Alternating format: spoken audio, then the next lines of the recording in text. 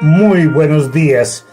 En el programa Palabras al Viento de Radio Poesía buscamos crear lazos de fraternidad entre todos los pueblos y todas las naciones, realzando las voces de todos los creadores en todas las modalidades artísticas. Sean bienvenidos como siempre. Soy Jorge Eliezer Triviño Rincón, originando desde la ciudad de Manizales, Caldas, Colombia, y para todo el mundo.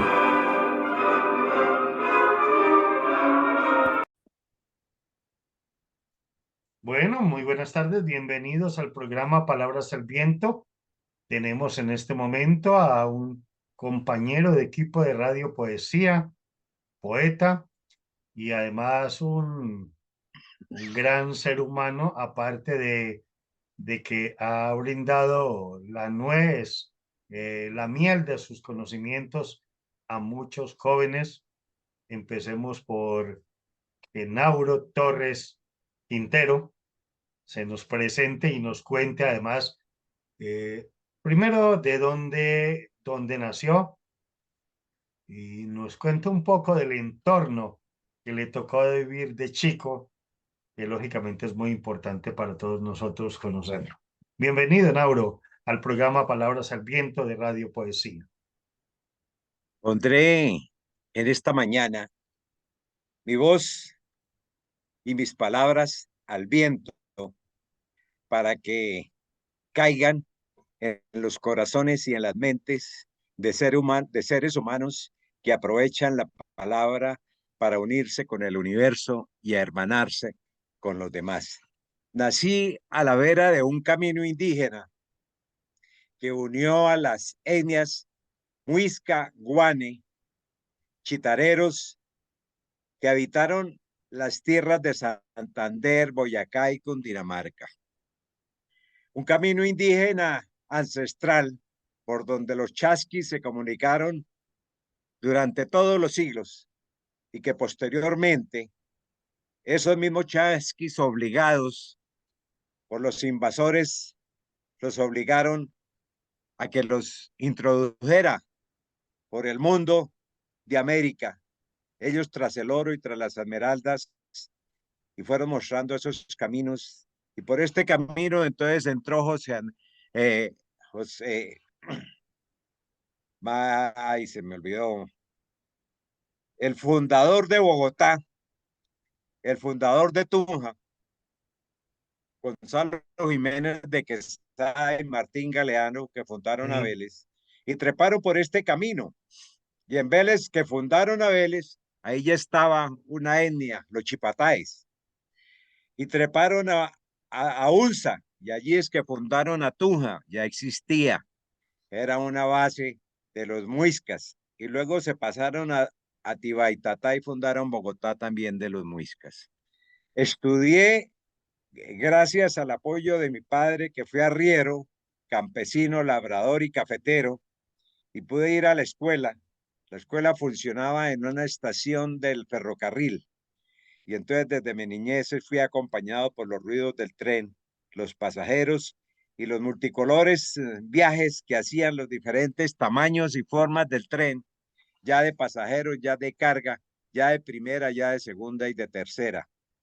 Y en esta vereda aprendí a escribir, conocí el primer libro y tuve la fortuna de que alguien vio alguna habilidad en mí y me reclutaron para el seminario y por allí estuve algunos años, pero por alguna razón aún no conocida, tuve que salir de ese lugar y terminé en una industrial nacional, becado por el gobierno nacional, y terminé allí como maestro de las técnicas artes gráficas en Colombia y me vinculé desde 1973 al magisterio hasta el 2014.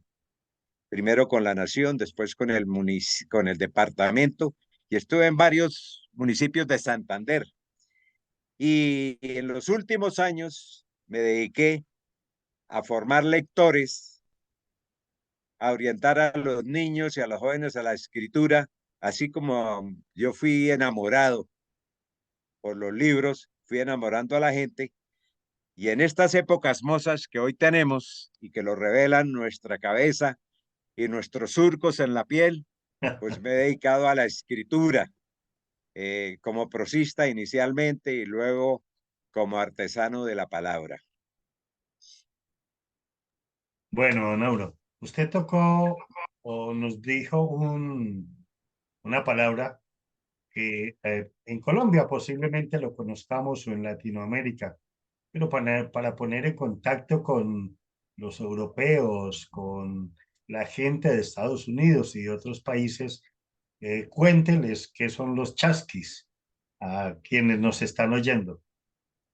Los chasquis fueron aquellos mensajeros que tuvieron las etnias que poblaron América, desde, desde Estados Unidos hasta la Patagonia, por los caminos ancestrales, y ellos viajaban de día y de noche en sus caballos a toda carrera a los sitios donde llegaban y descansaban, y ese indígena cogía los mensajes del rey o los que tenían y seguía a caballo y día y noche, y así atravesaron desde Chile, Argentina, hasta Centroamérica, México y desde luego Colombia.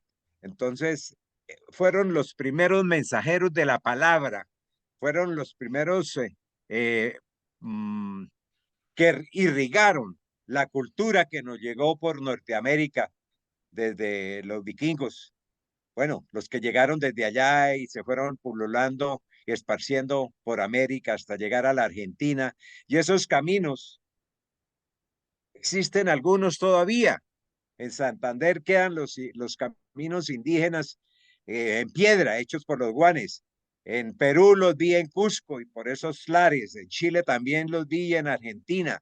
Y entonces esos chasques, olvidados hoy, fueron mensajeros de la palabra. Y hoy nosotros somos mensajeros de la palabra a través de la poesía y de la narrativa. Bueno, muchas gracias por ponernos en contexto porque es muy importante para la gente. Bueno, de esos inicios de chico, eh, si usted se va atrás lo más que puede en el tiempo, ¿qué recuerdos tiene de esa tierra, el lugar donde usted nació, Nauro? ¿Recuerdos de su padre, de su madre, de sus hermanos, quizá, o de algún acontecimiento importante en la vida suya? En este momento atiendo esta entrevista en la vereda Jarantibá, a escasos 70 metros de lo que fue el camino indígena de la miel, la sal y las ollas. Aquí en esta vereda nací y quienes vivieron aquí se llamaron los Jarantibáes. Y como por aquí treparon los invasores que llegaron de Europa y los venían esclavizando, ellos terminaron guerreándose y prefirieron la muerte, extinguirse, y desaparecieron los Jarantibáes.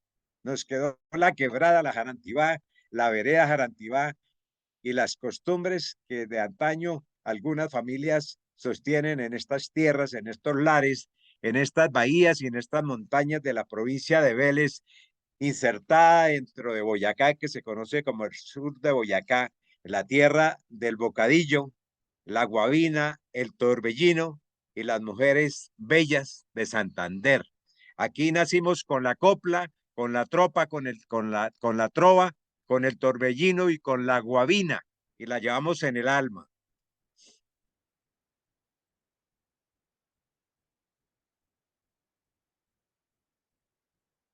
¿De pronto tiene alguna noción de lo que significa Jarantibá o quiénes eran los Jarantibáes? Fue Eh, sí. una etnia, eh, les decían los jarantibáes o jarantibíes. Aquí en el municipio donde yo estoy, en la provincia de Vélez, estuvieron los chipataes, los guavataes, los popoas, los nauros. Yo soy Nauro, un nombre rarísimo, pero mi papá lo trae de atrás porque existieron los nauros que con los jarantibáes se extinguieron, pero los nauros huyeron hacia las tierras de Muso, de donde hoy las zonas de Esmeralda, y allí se unieron con los musos y allá no pudieron entrar los invasores, los españoles. Bueno, Entonces, vale la pena. Es Vea, un usted me orgullo está para usted llevar haciendo ir ese al nombre. pasado. Es un orgullo para usted llevar semejante nombre. Sí, señor. Digo yo. Bueno, em, vuelvo y le pregunto, de su padre, de su madre, ¿qué recuerdos de sus hermanos, del entorno, de niño, de los primeros juegos, qué recuerda usted, Nauro? Mi padre fue un relator de historias. Por eso yo escribo historias sin contar, porque él desde niño me las contaba. Mi madre fue una ventera del camino. Fue robada cuando tenía 8 años en una zona de Sutatensa, Boyacá, y la llevaron como niña de servicio a Villavicencio, y allí, después de pagar con trabajo, a los 17 años pudo volarse y llegar a donde estaban construyendo la represa del Cisga, y allí montó un restaurante para venderle comida a los obreros, y por allí pasó un santanderiano prestando el servicio militar que fue reclutado a la fuerza en el año 48, en plena violencia partidista entre liberales y conservadores, cuando iba a vender una marrana de mi abuela, porque mi padre había perdido a su padre a los 4 años y lo desaparecieron. Mm, Prestó servicio como chulavita y conoció entonces a mi madre ventera y se casaron en ese entonces. Es tal que mi padre fue bautizado con un nombre, pero él nunca supo cómo lo bautizaron. Como no recuerda de su padre, mi abuela lo llamaba como lo llamaba a mi abuelo, Miguel. Entonces, cuando mi papá se casa, no tenía papeles, no sabía qué edad tenía. Y entonces en el partida de matrimonio aparece con un nombre y en el de bautismo con otro nombre. Y me ha tocado a mí en estos meses tratar de arreglar ese proceso, de ajustarlo con como aparece en la cédula, para poder hacer una sucesión de lo que él dejó. Jugué el trompo, jugué los mararayes, monté a caballo, fui sangrero, le ayudé a mi papá con los bueyes, le ayudé con las recuas, estuve en el trapiche sacando leña, sacando miel, cortando caña, buenas partes de mis poemas que van a aparecer en un poemario próximo con el poeta médico Robin Germán Prieto. Narramos ahí poesía de nuestros ancestros y como ambos nacimos en el campo, lo contamos a través de esa historia. Pero una cosa muy interesante, Jorge, y los oyentes de Radio Poesía, yo conocí el primer libro, no la cartilla, cuando cursaba el tercero de primaria. Y fue una enciclopedia que tenía todas las asignaturas. Y en la asignatura de español estaba la poesía La Lechera. Y la profesora de ese entonces nos invitó a que nos la aprendiéramos. Y allá fue cuando conocí la rima, el ritmo y el verso.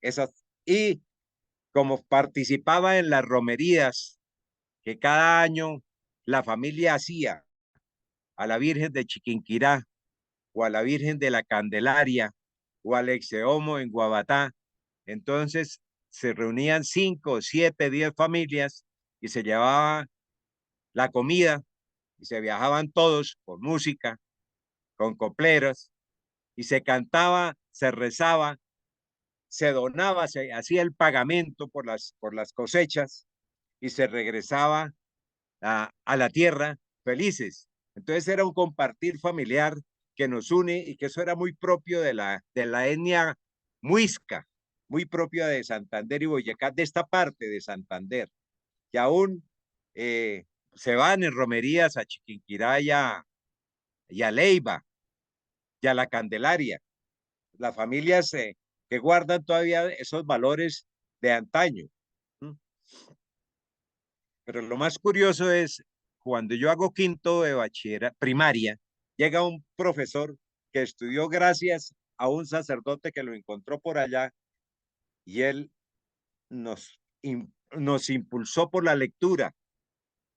Y al llegar al seminario era obligatorio leer al desayuno, leer al almuerzo y leer a la comida.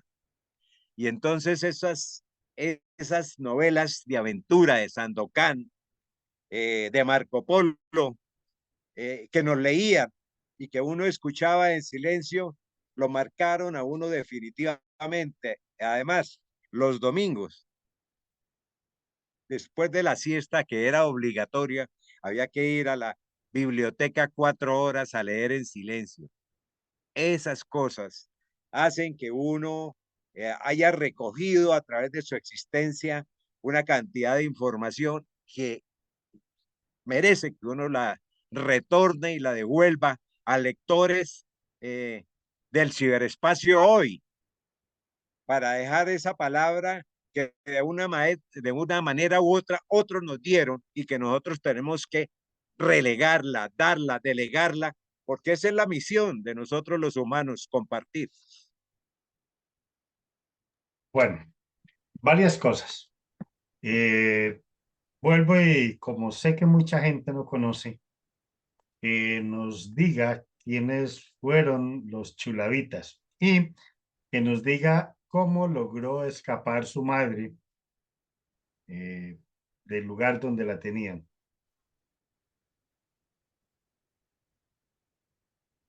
Bueno, es una pregunta de hoy, válida hoy, 60 años después, 70 años después. Los chilavitas fueron aquellos campesinos que reclutaron los conservadores y los armaron en una vereda que se llama Chulavita en Boyacá. Izquierdosos, representados por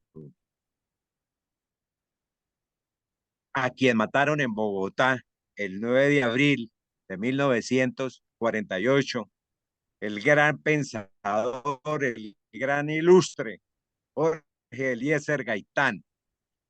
Y entonces fue un conflicto entre pobres, entre los pobres liberales que vivían en los campos y entre los pobres conservadores que vivieron en los campos, así como ocurrió en la Guerra de los 1000 días, ¿sí?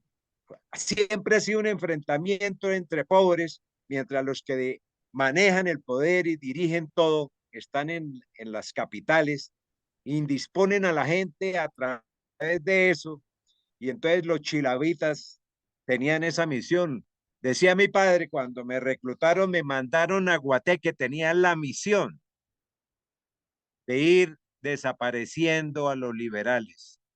Y cuenta mi papá que él recibía los nombres y de alguna manera u otra, en papeles escritos, le hacía llegar a la gente la información para que esa noche o ese día no estuvieran donde los iban a buscar. Y dice mi padre que nunca se untó de esa sangre. Y en ese lugar donde llegó a prestar servicio que se llama Guateque, Boyacá. Allí lo recuerdan con cariño. ¿Ah? Regresa mi papá en el año 51 a Puente Nacional. Y en ese entonces las veredas liberales no podían, ellos iban al pueblo y las veredas conservadores tenían que ir al mercado, a parroquias o municipios cercanos de Boyacá. Pero como mi papá ya había sido militar, había sido soldado y policía, él entró a mediar, a recuperar ese camino que se había perdido para estrechar lazos de amistad y de fraternidad. Y entonces fue cuando surgieron que en las veredas conservadoras había que montar templos y mercados rurales para no ir al pueblo, porque allí se les daba fuete a los que iban a mercar o en el camino eran asaltados. Luego llega a finales de la década del 50 y llega la del 60 y aparece pues entonces ese movimiento de la chusma, por allá en su tierra, Chispas y Sangre Negra, por estos lares, Efraín González y Carlos Bernal. ¿Ah? Pero ¿quiénes eran ellos? Víctimas exactamente de los mismos. A los padres de Efraín González fueron asesinados por liberales y sus hermanas violadas. Él toma venganza. Y con Carlos Bernal, ¿qué hicieron? Los conservadores hicieron lo mismo. O sea, es una historia de venganza de la cual aún no hemos podido salir. Y bueno, pero esta entrevista no era de historia. Pero es muy Usted me grato está... oír y quisiera pues que escribiera todo eso para que no se perdiera porque es de gran valía. Eso es lo que le está contando usted a la gente en otros países. Posiblemente sepan del valor tan extraordinario de esa parte histórica. Y aquí en Colombia mucho de eso los jóvenes ignoran porque pues la parte de historia ya se dejó de enseñar y lastimosamente ese tipo de conocimiento se pierde y es de gran valía recuperar la historia nuestra, porque el que no recuerda la historia o vuelve y la repite, como dicen. Bueno, magnífico eso y qué bueno que hayamos tocado esos temas y nos hayamos explayado, pero cuéntenos al fin qué pasó con su señora madre, cómo se logró Mi escapar. señora madre logró, después de pagar con el trabajo, en el servicio, evadirse de Villavicencio.